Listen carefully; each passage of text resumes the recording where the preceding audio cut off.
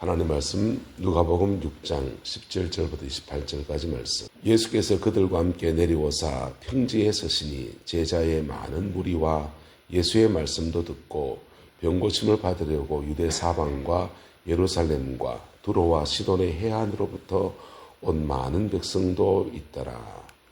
더러운 귀신에게 고난받는 자들도 고침을 받은지라. 온 무리가 예수를 만지려고 힘쓰니 이는 능력이 예수께로부터 나와서 모든 사람을 낫게 함이러라. 예수께서 눈을 들어 제자들을 보시고 이르시되 너희 가난한 자는 복이 있나니 하나님의 나라가 너희 것임이요. 지금 줄인 자는 복이 있나니 너희가 배부름을 얻을 것임이요. 지금 우는 자는 복이 있나니 너희가 웃을 것임이요. 인자로 말미암아 사람들이 너희를 미워하고 멀리하고 욕하고 너희 이름을 악하다 하여 버릴 때에는 너희에게 복이 있도다. 그날에 기뻐하고 뛰놀라. 하늘에서 너희의 상이 큼이라. 그들의 조상들이 선지자들에게 이와 같이 하였느니라. 그러나 화 있을 진저 너희 부유한 자여 너희는 너희의 위로를 이미 받았도다. 화 있을 진저 너희 지금 배부른 자여 너희는 줄이리로다. 화 있을 진저 너희 지금 웃는 자여 너에게 애통하며 울리로다. 모든 사람이 너희를 칭찬하면 화가 있도다. 그들의 조상들이 거짓 선지자들에게 이와 같이 하였느니라. 그러나 너희 듣는 자들에게 내가 이르노니 너희 원수를 사랑하며 너희를 미워하는 자를 선대하며 너희를 저주하는 자를 위하여 축복하며 너희를 모욕하는 자를 위하여 기도하라. 아멘. 이 말씀의 축복을 이루어가는 저와 여러분 되시기를 예수님의 이름으로 축복합니다. 마태복음에 보면은 5장부터 8장까지의 말씀을 산상수훈이라고 합니다. 산 위에서 제자들에게 주신 말씀이다 라는 뜻이에요. 근데 누가복음에는 그에 대칭되는 다른 말씀, 비슷한 말씀이 나오는데 그들과 함께 내려오사 어디에 서시니? 평지에 서시니 그랬습니다.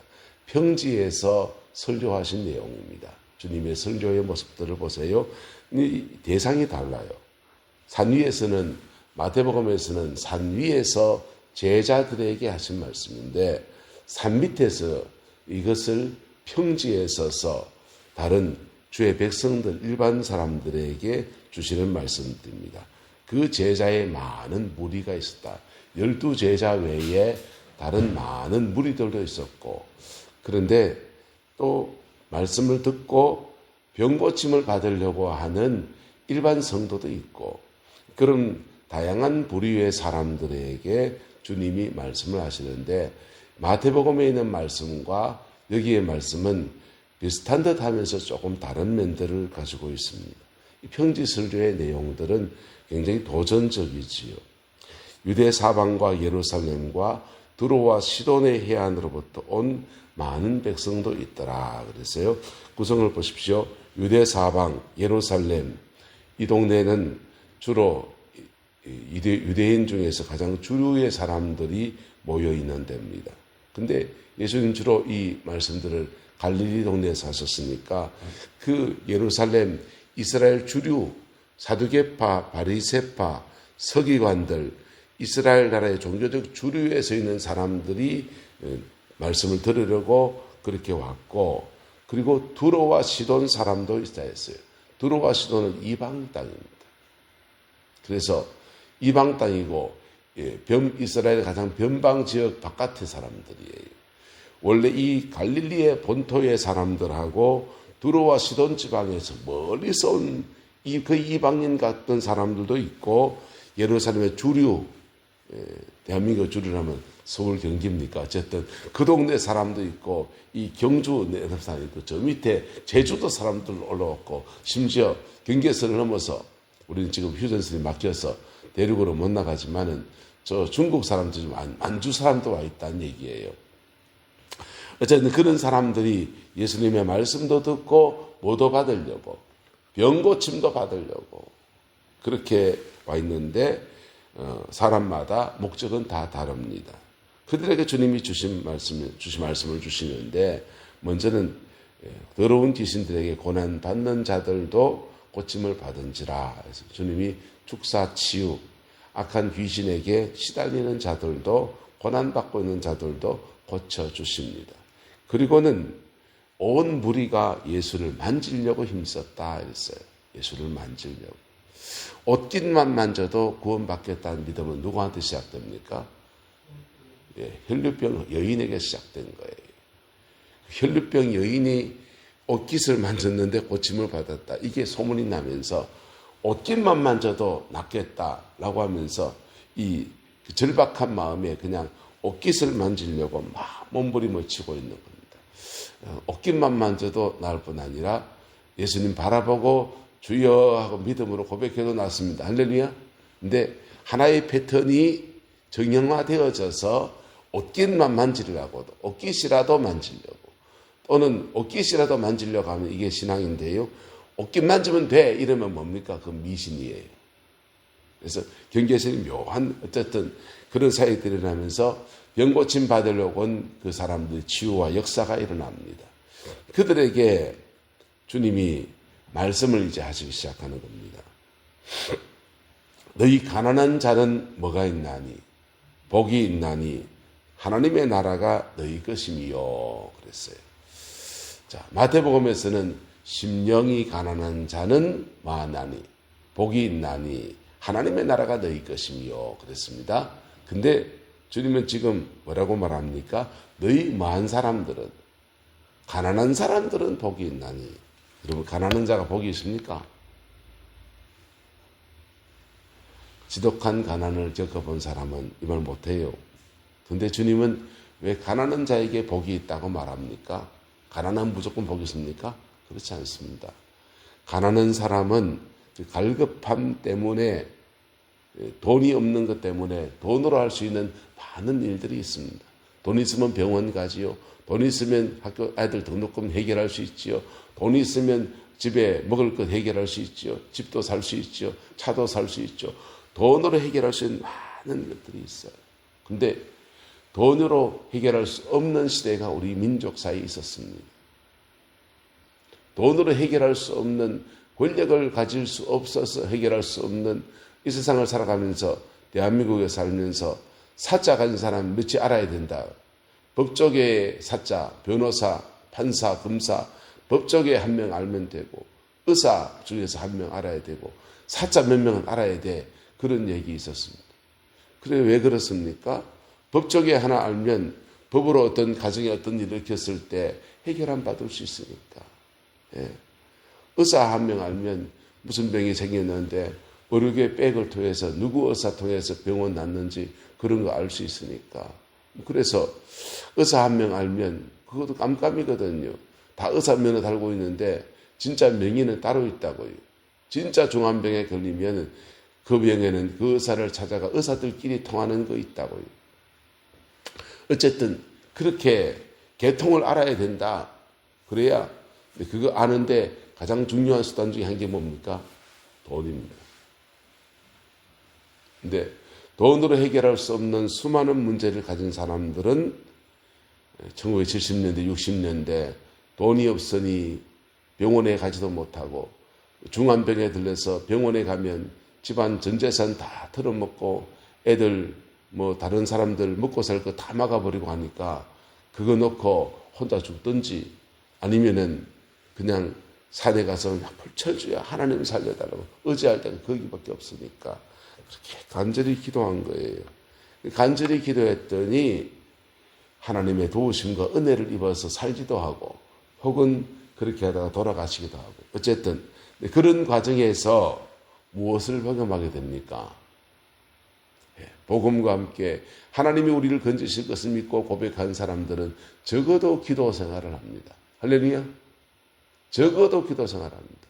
기도 생활하면서 복음에 부딪히기도 하고 회개하기도 하고 깨어지기도 하고 낫기도 하고 안 날 수도 있는데 적어도 무엇을 경험하냐? 복음 안에서 하나님의 은혜를 깊이 경험하는 축복을 누릴 기회가 더 많은 거예요. 그래서 지금 가난한 사람들은 복이 있나니 하나님의 나라가 너희 것이며, 이 말씀 들을 때 누가 지금 제일 기쁠까요? 예루살렘과 들어와 유대와 예루살렘 사방에서 온 사람들요. 이분들은 돈 좀 있어서 멀리서 왔을 텐데, 이분들은 왜 저런 말씀 하시노? 돈 많은 게 죄가? 이런 얘기 했을 수 있어요. 근데 아마도 갈릴리에 참 속된 말로 무지랭이처럼 살아온 사람들에게는 지금 나한테 너무 복되다 하는 말이 뭐냐? 주님, 그 사람 복되다 하는 말이 아니에요. 말이 아니고, 물질이 부족한 사람은 심령이 가난해지기 쉽다. 할렐루야. 그 가난한 심령으로 기도할 가능성이 더 많다. 그러니 하나님의 나라가 너희 것입니다. 라고 말하는 겁니다. 그 다음입니다. 지금 뭐한 자는 복이 있나니, 줄인 자는 복이 있나니, 마태복음에서 의에 줄이고 목마른 자는 복이 있나니 너희가 배부를 것이며 그랬어요.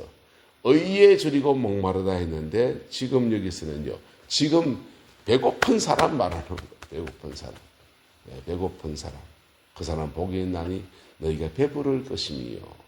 이게 다 채워져 있는 사람은요, 오늘도 배부르고 등 따시고 배부르고 한데 기도할 제목이 없어요.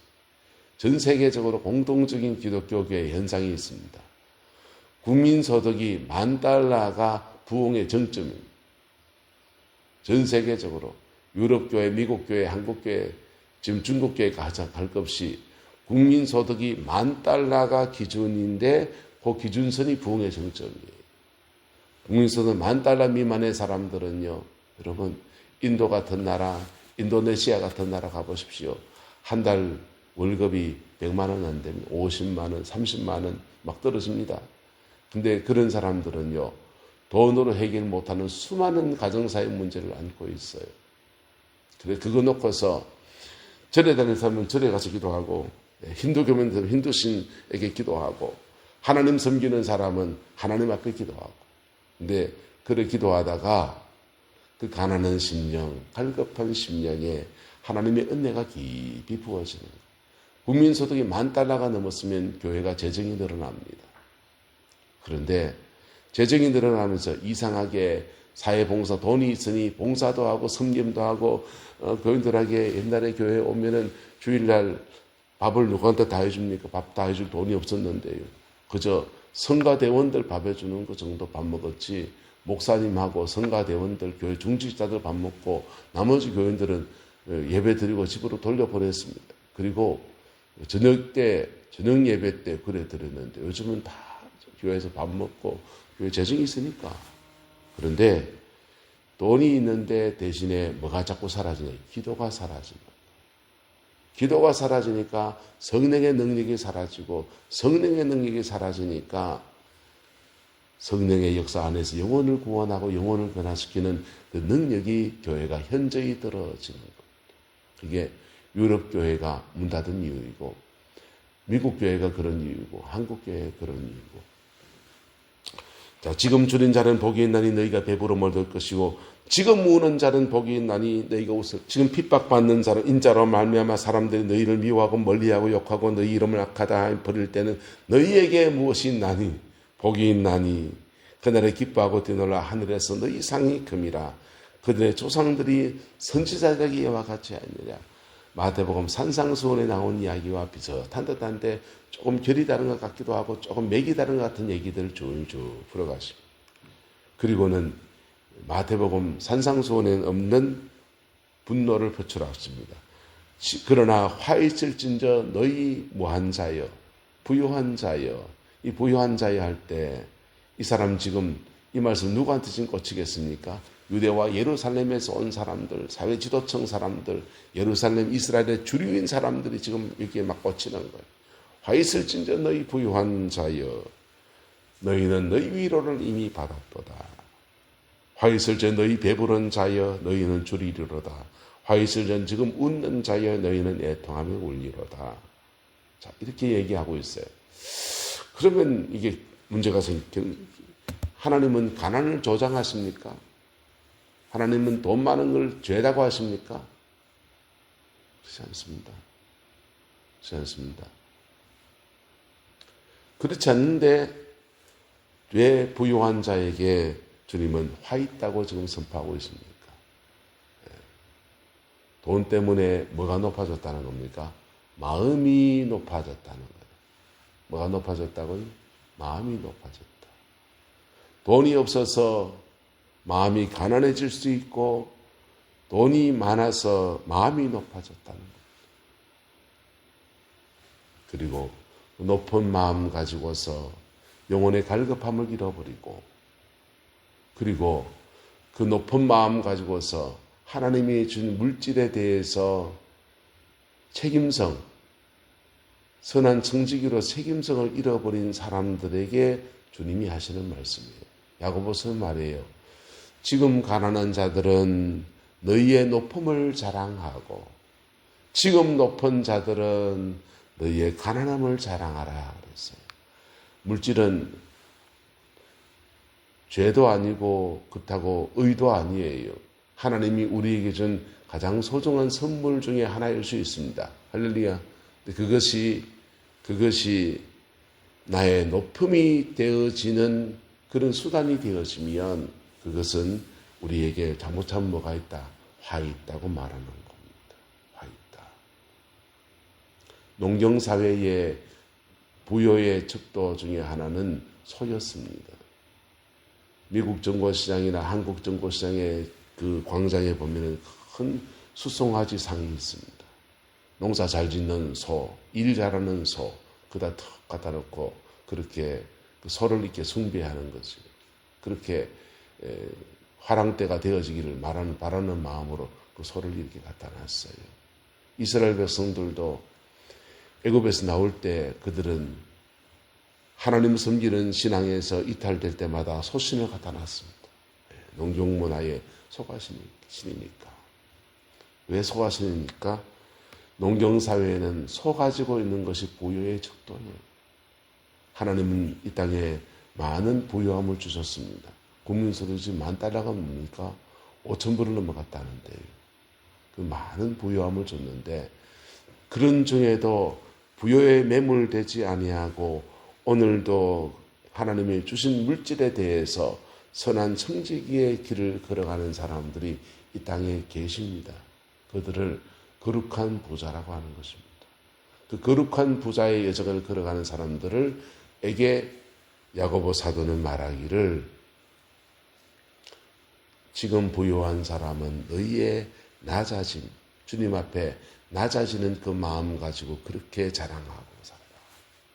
지금 가난한 사람들은 그것 때문에 비굴해지지도 말고 그러나 내가 하나님의 자녀의 높음을 가지고 있는 것을 기뻐하라. 그럴 때예요. 하나님은 필요에 따라서 채우십니다. 할렐루야. 그리고 선한 일에 충성하여서 선한 청지기로 살아갈 때 하나님은 계속 재정을 더 공급하시는 은혜를 베풀어 주십니다. 전 세계적으로 지금 이게 세계 정치, 유럽도 미국도 한국도 극우화되어지는 이런 현상을 가지는데 왜 그렇게 되어지느냐? 가난해져서 그래요. 지금 가지고 있는 부유함을 이거 놓칠 것 같으니까 이거 지킬 수 있는 사람 그거 뽑아야 된다. 트럼프가 뽑히고요. 미국도 영국도 뭐 독일도 러시아까지 아주 그냥 독재적인 지도자들이 그렇게 극우적인 지도자를 쓰는 이유는 그것 때문에 그렇습니다. 근데요. 성경적 원리로 사실은 돌아가야 돼요. 성경적 원리로. 부유한 자여 너희의 높음을 자랑하지 말고 주님 안에 낮아진 그 심령을 자랑하고 선한 청지기로의 믿음의 여정을 걸어가면 하나님은 계속 높이십니다. 있는 자에게 무릇 있는 자는 받아 더 넉넉하게 되고 없는 자는 그 있는 것도 빼앗길 수 있는 것이 복음의 원리입니다. 먼저 된 자가 나중되고 나중된 자가 먼저 될 수 있는 것이 복음의 그 원리입니다. 이 복음의 원리가 우리 교회, 우리 심령 안에 온전히 이루어져서 우리의 남은 인생에 물질보다 더 좋은 가치들이 충만히 채워지는 은혜가 있게 되기를 예수님의 이름으로 축복하고 축원합니다. 기도하겠습니다. 좋으신 아버지 하나님, 우리의 모든 연약함과 둔함의 우리를 사랑하시고 아들을 내어주신 그 은혜를 찬양합니다. 아들을 주신 주님께서 아들 외에 은사든지 물질이든지 뭐든 주지 않겠습니까? 우리 가정과 우리의 삶의 모든 자리에 필요를 채우시는 주의 은혜가 충만히 깃들게 하옵시고, 또한 아버지 하나님, 주님이 준 그 선한 물질들 속에, 선한 은사들 속에 주님께 충성하는 저희들 되어지게 하나님 역사해 주시어서 날마다 주의 선한 청지기로 믿음으로 승리하는 저희들 되게 주님 역사하여 주시옵소서. 여호와께서 온전한 은혜와 사랑으로 함께해 주시길 원합니다. 예수님의 이름으로 축복하며 기도드리옵나이다. 아멘.